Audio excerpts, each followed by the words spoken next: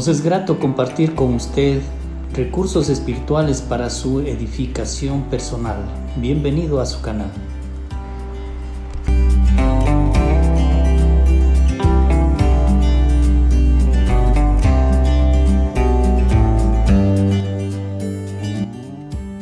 En el Evangelio según San Lucas, en el capítulo 11, versículos del 29 al 32.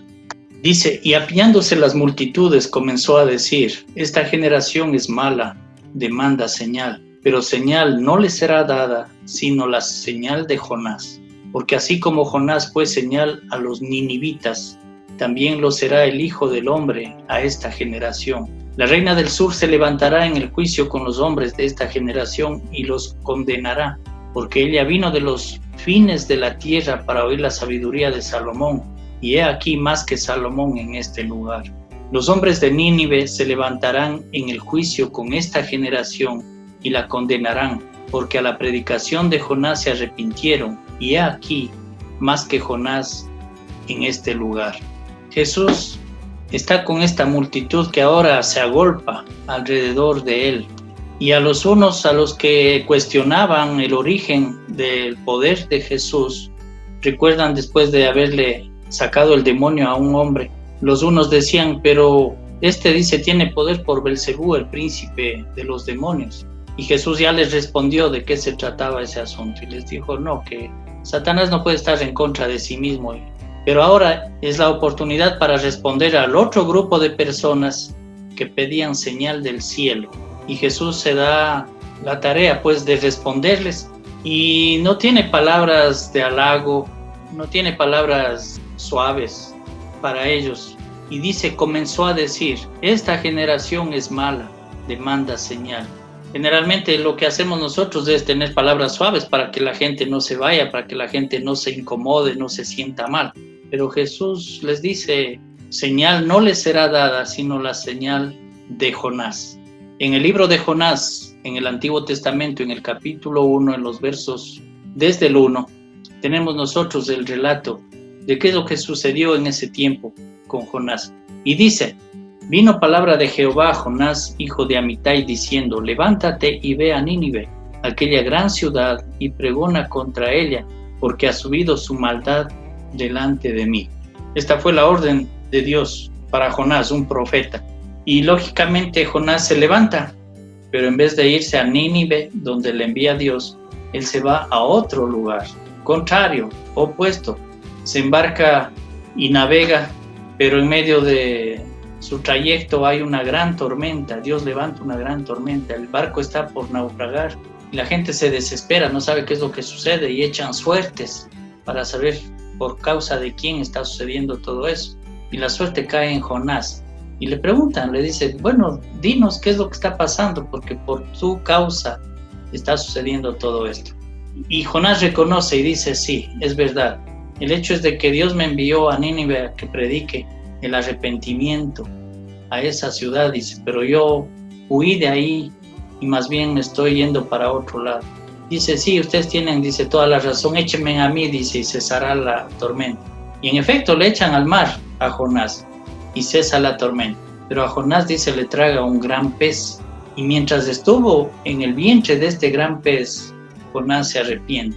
Y porque se arrepiente, entonces Dios escucha su arrepentimiento y le saca del gran pez.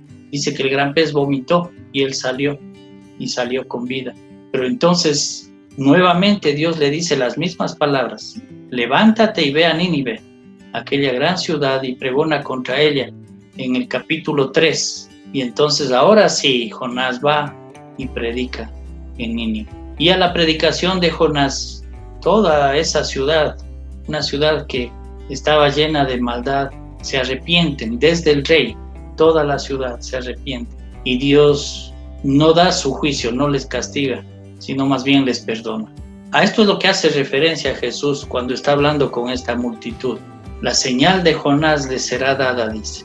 Y la señal de Jonás significa que Jonás estuvo 3 días en el vientre del pez. Y Jesús hace referencia a lo que sucederá con él. El verso 30 dice, porque así como Jonás fue señal a los ninivitas, también lo será el Hijo del Hombre a esta generación. Jesús estaba hablando de su muerte y que estaría enterrado, estaría dentro de la tierra su cuerpo. Como Jonás estuvo en el vientre del gran pez 3 días, así Jesús estaría 3 días también. ¿Por qué? Porque necesitaba cumplir el propósito de Dios, morir, pues, ser sepultado y resucitar. El verso 32 dice: los hombres de Nínive se levantarán en el juicio con esta generación y la condenarán, porque a la predicación de Jonás se arrepintieron, y he aquí más que Jonás en este lugar. Hace referencia a su persona Jesús, y dice que en el día del juicio, los ninivitas, los habitantes de esa ciudad, dice, ellos le condenarán a esta generación. Porque cuando llegó Jonás con su predicación, siendo un profeta, y siendo un profeta desobediente, porque no le obedeció de primera a Dios, sin embargo, dice, los habitantes de Nínive se arrepintieron.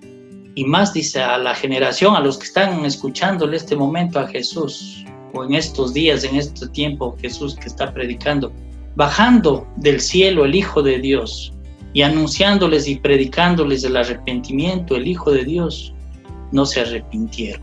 Entonces, ante un Dios justo, ante un juez justo, dice, esta generación será condenada. La pregunta es, ¿qué más señal puede haber? Si Jesús sanó en presencia de estas personas, echó demonios, resucitó muertos, y ahora la última y gran señal que puede hacer Jesús es, después de morir, resucitar y pasar exactamente el mismo tiempo que Jonás pasó en el vientre del pez, 3 días en la sepultura. Pero si a esta señal no creen, entonces habrá condenación para una generación incrédula. Tal vez nosotros también estamos en medio de una generación incrédula, pero no importa qué es lo que los demás piensan, dicen o creen. Lo importante es usted, lo importante es lo que yo creo en este momento. ¿Nos es suficiente la muerte, sepultura y resurrección de Jesús para creer que Él es el enviado de Dios, que es el profeta? ¿Nos es suficiente tener el sepulcro vacío de Jesús para saber que Él resucitó? Pues quiero decirle una cosa. Cuando hablamos de religiones, a veces nos peleamos por decir cuál es la religión verdadera. Pero aquí hay una muestra y una prueba. La religión verdadera es la que el profeta murió pero resucitó. Es decir, la que tiene la tumba vacía. ¿Y sabe qué? El cristianismo es la única religión en el mundo cuyo profeta murió, fue sepultado, pero no se quedó en el sepulcro, resucitó y regresó a la gloria del Padre. De las demás religiones, su profeta murió, fue sepultado y hasta el día de hoy su cuerpo está en la tumba, porque fue un simple hombre. Jesús no fue un simple hombre. Jesús tomó cuerpo como hombre, sí, pero Él es Dios, Él es el Hijo de Dios y Él resucitó y está a la diestra del Padre. Este es el evangelio que vino Jesús a predicar, que Él debía ser entregado por nuestros pecados, ser sepultado y al tercer día resucitar. Esta es la gran señal. A esto lo conocemos como el evangelio. Y ahí está depositado el poder de Dios para salvación, para usted, como dice Pablo, para el judío primeramente y también para el griego. Y para todas las personas, para usted y para mí. Debemos creer en Jesucristo y debemos aceptar esta señal de su muerte, sepultura y resurrección y hacerlo parte de nuestras vidas, porque es necesario obedecer la muerte, sepultura y resurrección para tener parte con Dios.